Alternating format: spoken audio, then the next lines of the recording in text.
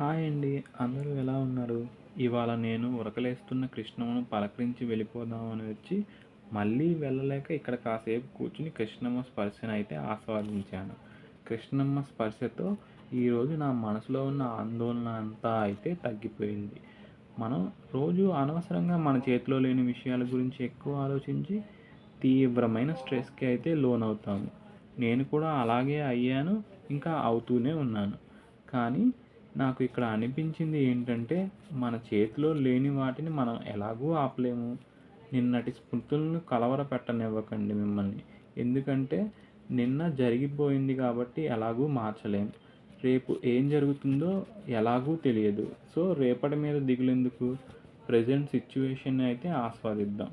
నేను చిన్నప్పుడు 'kung ఫూ panda' మూవీలో విన్న ఈ డైలాగ్ అయితే నాకు గుర్తొచ్చింది friends. Yesterday is history, tomorrow is mystery, but today is present.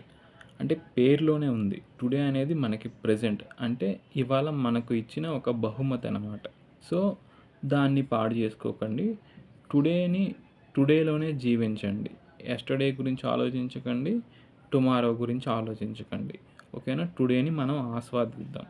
మీకు కూడా కృష్ణమ్మ స్పర్శ ఇలాంటి కనువిప్పు ఏదైనా కలిగించవచ్చేమో. చూడండి ఫ్రెండ్స్, మీరు కూడా ట్రై చేయండి. ప్రజెంట్ విజయవాడ దగ్గర ప్రకాశం బ్యారేజ్ దగ్గర అయితే ఫ్లడ్ బాగుంది. చూడడానికి చాలా ఆహ్లాదకరంగా ఉంది.